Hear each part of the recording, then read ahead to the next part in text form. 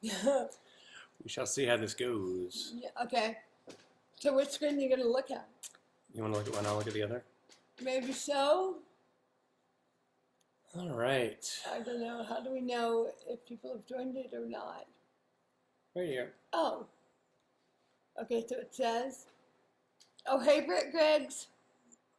And hey there. We're simultaneously doing Facebook Live and Instagram Live, which I don't know how people do that. We'll try. We got stuff stacked yeah, on I don't pillows. know. That's I good. think they have like a team of people to help them. Our team is in quarantine Yeah, somewhere. our team of James and John Yep, are they're on there. our porch and not helping us. That's And, okay. well, nice to see you all virtually. It's pretty crazy the digital age exists right now. I mean, this is, the world and humanity has been through some things like this, but we've never had the opportunity to still connect digitally. So it's a strange little silver lining. It's still a pretty wild and weird moment. Yeah. So many unknowns. There is something very powerful about thinking about how, even in this time of deep isolation, we are nearly as isolated as we would have been without technology. What a blessing! I mean, let's hold tight to some blessings in the storm for sure. I think in general, there's such an amount of fear and unknown, and yet I think we've found in our own experience of struggle and suffering over the years now that it's all a part of a bigger issue that we're experiencing. So we're talking about coronavirus now. We're talking about, our jobs or our kids or just these very specific fears. But we've found that redefining everything is really what makes you be able to weather any storm, no matter the specifics. Because this storm will be what it will be, but there will be more in the future. There will be other struggles. There will be struggles within the struggles.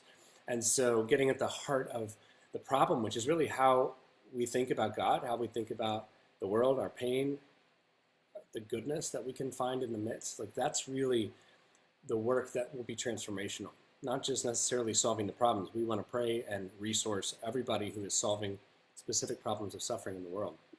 But at the end of the day, it's our heart that needs to be changed. It's the lens in which we view the world and our story and each other that needs to be lens, that needs to be changed. So redefining all of those things has been on our heart for a long time. And so what we thought would be kind of cool is each day we've got a little more free time on our hands. We're going to be traveling a lot more this spring, and we are not anymore. So we're going to just hunker down and enjoy some time together with our kids and with our digital community. And we thought for the next 12 days we would go through, just in a short little live connection moment like this, 12 ideas that have changed how we've redefined our lives. And today, quite appropriately, we're going to start with limitations. Right. And just to back up one quick second, if you just happened upon this or somebody told you to join this and you don't know anything about us or what happened or anything, in super short, concise, non-Catherine fashion, I'll just say I had a massive stroke out of nowhere when we were 26 years old and had a 6-month-old baby at home, and it was dramatic and very difficult. I very nearly died, but I didn't. Life's gone on. I am severely disabled today. I cannot drive a car. I cannot walk on my own. As you can see, my face is paralyzed on one side, and I have loads of health problems, and I've had a lot of really bad suffering. We both have in our life, in our marriage. But life's gone on. We've had another baby, and it's complex, lifelong complex. But we've been through some bad suffering and come out of it okay. We have. We're still here. And that's a pretty big miracle in our marriage and our family and just physically and spiritually. And we pray that for you too. Suffering and struggle is not the end of your story. It wasn't the end of ours, and it's not going to be the end of yours either. And I think about the fact that, our story is one that we've learned from flourishing within the limitations brought on by disability and brought on by I don't have a physical disability, but my life has been changed by our story. Yeah. I also, totally unrelated, both of us, from the stroke or anything like that, have limitations. I mean, frankly, even being a part of a family, a relationship, kids, that's limitations. But maybe you have the opposite of that. Maybe you are bound by your lack. And we all have things that limit us inside. And so we wrote about recently Suffer Strong. I just have to say, and sorry, this is a little moment of author reality. So you're not supposed to read the reviews, right? But of course you do, because you want to. Like the Amazon review. Like the Amazon reviews. Yeah. So many people have been really amazing and sweet, and yet, of course, the one-star review, you have to read it. You just have to. And so I read it the other day, and the title is Meh. It's also meh. Yeah, cool. And what they said is that, this story is really just for people who have disabilities or are caregivers, and it's not relatable. Did you read it? In other words, yeah, we thought we made it pretty universal. But whatever. The point is, I think that person may find some of the truths in that book to be a little more relatable to their own story in the moment. This week. Currently in this week, because perhaps their life has faced some disabilities, some limits that it didn't have last week. And maybe that's the same for you too. And that's why we really felt the need. We don't have a lot to offer. We have literally been weeping over the losses that people are experiencing. Oh. I mean, just the people who are on the edge already financially or in their jobs or with their kids here that they can't get childcare for, and just so many unknowns and struggles around the world, and of course death and fear and then xenophobia and just people not loving each other well. Oh. And there's just so much that we have opportunity to rise up against. But it's heartbreaking. But we have this message to offer, and we think it's relevant, and we think it could be translatable to you in your life and help you to keep going and help you to look outward from yourself to the world around you. Because we all have these little pockets of influence and spheres of influence that we get to be about loving well and stewarding well. We can't change this giant problem together, but if all of us look outside of ourselves to the world around us in this moment, it will begin to change everything. And so, anyway, we think this message is relevant from the dude who said meh to maybe to you today. And side note, if you would like to write a review that's not meh, and you like the book, that'd be awesome too. He took 5 minutes to do a review, so maybe he probably took 1 second to do a review. Anyway, so limitations. Like I said, we all have our invisible wheelchairs. We've used that metaphor, and I think it's really a powerful one to say, Catherine sits in a physical wheelchair a lot of the time, but we all have these invisible wheelchairs inside of us. Right. And what's an example of another one that you have, Catherine? Just putting you on the spot, just a little bit. Oh gosh, well, loads, but perhaps relevant in this moment for sure is pretty bad anxiety that leads to major scary night terrors, just vivid dreams that my kids are being taken away and I can't chase down the people taking them fast enough. I mean, it's horrific because it's kind of true. I can't run. And so I'm deeply haunted by some really rocking anxiety linked to ultimately my disability, but I mean, definitely an emotional problem. Well, also you've been through medical stuff that's truly not been hypochondria. It's been legitimate, life-threatening medical catastrophe. So, you've gone through that trauma. So now when you have, an allergic reaction to the pollen that we're about to get in Georgia, you're like, I'm pretty sure I'm having a stroke, or now I'm pretty sure I have the coronavirus or whatever. And so there's just, there is that weight. And maybe you have that anxiety too. The world is a scary place sometimes. And I think for me, one that's kind of maybe would speak to some different people is my competency. And that sounds like a backhanded compliment to myself. It's not. Sometimes those of us who have high capacity and are competent and can get things done and fix things and make it right, that can be one of our greatest weaknesses and limitations, because ultimately we don't know that there's a problem deep down, and it takes kind of crashing and burning or getting to rock bottom to say, oh my gosh, all along there was all these struggles there, and I just thought I could fix them, and I can't. And so some of us have these conflicts that are apparent and they affect our everyday life. Some of us, I think that one is super relevant right now. Yeah, some of us, I think, honestly. I don't really have any limitations or any invisible wheelchairs. I'm doing pretty good. And the reality is that may be the worst limitation of all, because you're not aware of it.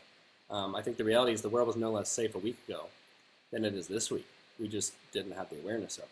Yeah. So that's what we're working with. We're all working against these limitations in the Christian faith, what is so powerful and profound. And again, we work with people with disabilities a lot.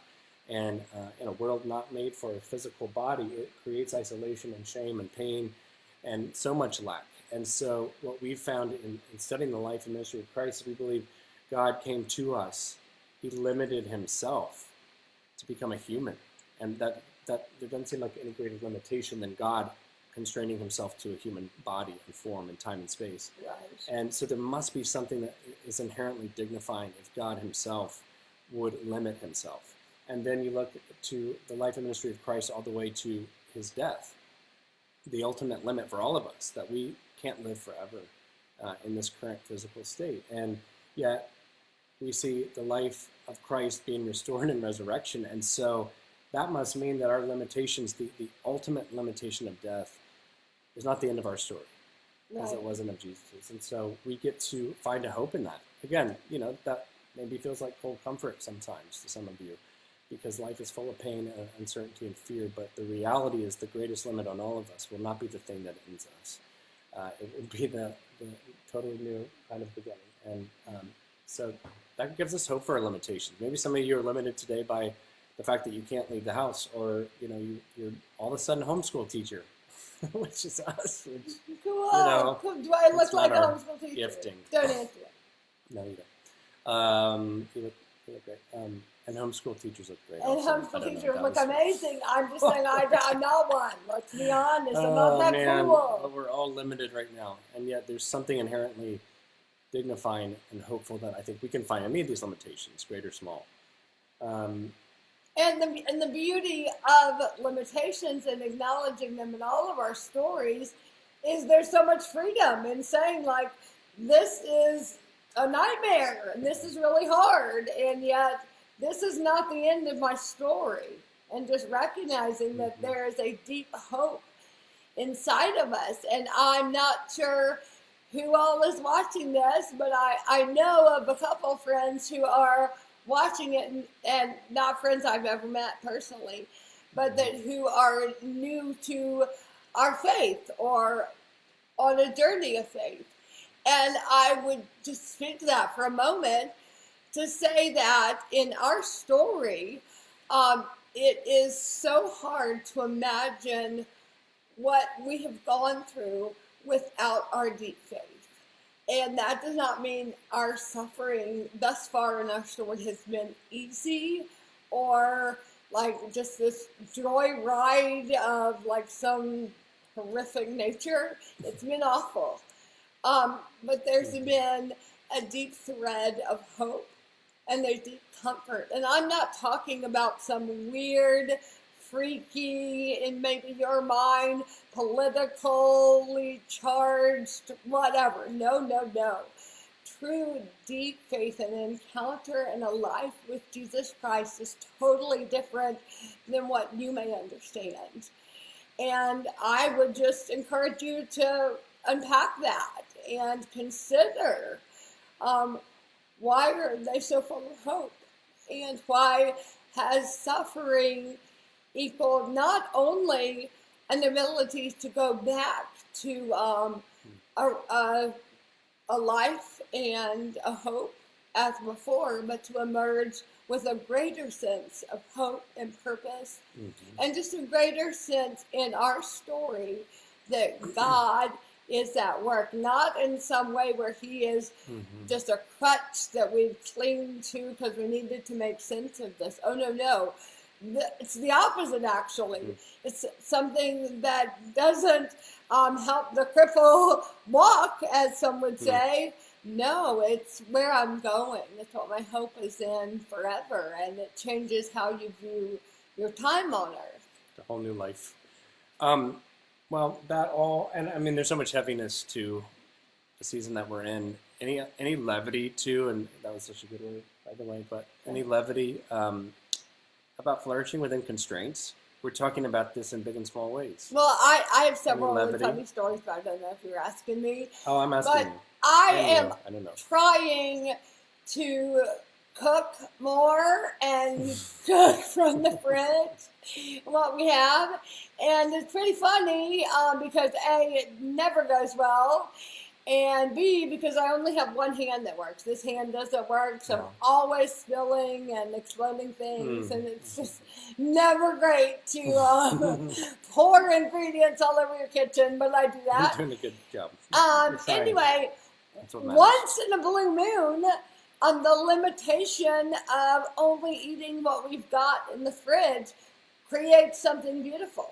Yeah. And that's a good example of flourishing within constraints, is when you constrain yourself in any capacity, there's a clarity, first of all, there's a creativity, and there's this like factor of like, it's go time, we're doing this. And it's not always perfect. Don't brush over those, though. I think that's helpful and encouraging, that there can be, within our constraints, within our limitations, the opportunity for clarity. Maybe you didn't know how many Lysol wipes you had on hand until this week when you dug them out of the very back, this precious sort of like black market tube, you know. So maybe it's helpful in a way to have clarity on what you have, and even in a deeper sense, just what matters.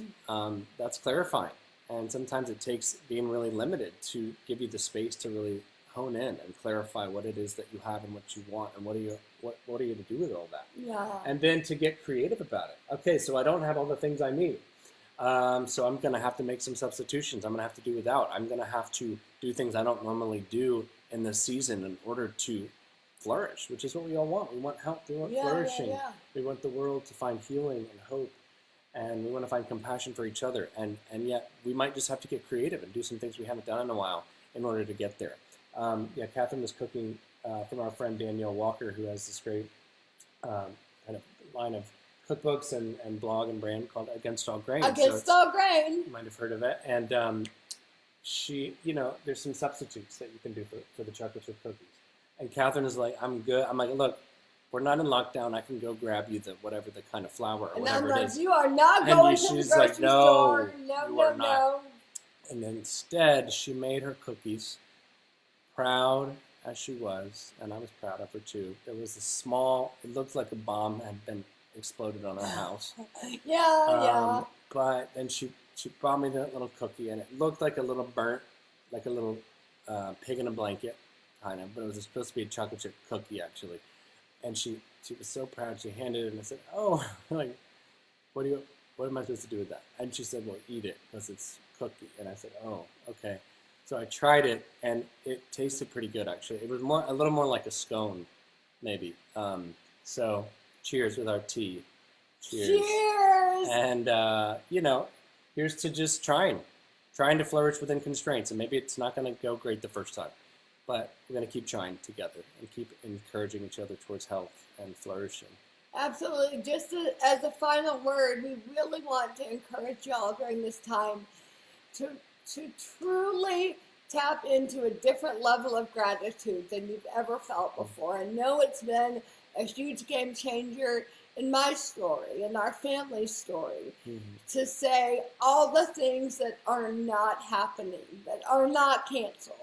And it would be very, very powerful to make that list tonight with the kids, if you've got them.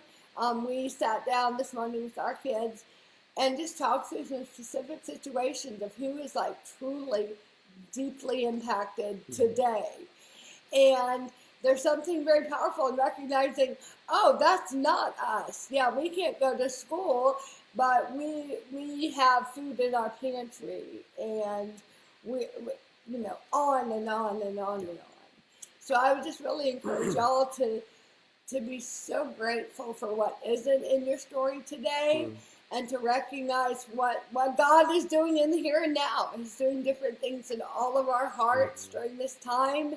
And I think part of what we do, all of us, it's very natural as humans, is when suffering of any kind comes, we shut down. We turn off our brains. It's bizarre. Like we should really turn on our brains pretty big time. And instead we turn them off and think, I just got to get out of here. I got to fight or flight. But we can actually train our amygdala to do the opposite, to stay, to learn, to be super present and very aware of what is going on, and to really think through this. What what is in my hand right now? And it may feel very small, Mm-hmm. but it's so powerful to say, this is what God is doing right now, and I'm going to wake up to it, and I'm going to study it, become a student of it. And I call us all to that in this time. 2 Corinthians 12:9 is a Oh, good way to leave yeah. us, I think. You say it? Ooh, I love it. Well, I don't know if I'll quote it correctly, but my grace is sufficient for you. Mm-hmm. It's the beginning. Mm-hmm. I love that. And then basically, because my power is made perfect in your weakness. Yeah. In your weakness, Catherine. In your weakness.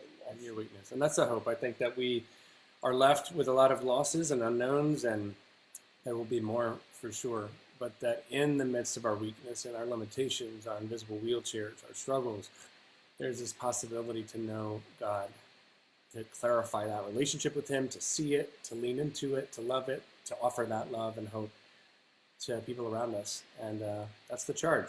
That's the work we want to do together. Absolutely. So thanks for joining. We will be here tomorrow at noon, talking about redefining. You have to wait and see. Remembrance. Oh. No. Yeah. Yes, yes. Past. Oh, you don't want me to say it. It was supposed to be a surprise. Oh, sorry. Okay. Well, see you tomorrow. We'll see. God bless you Love guys. you guys. Praying for you all during this time.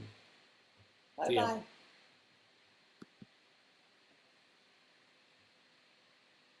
Can we still read the comments, though, or no? I really hope so.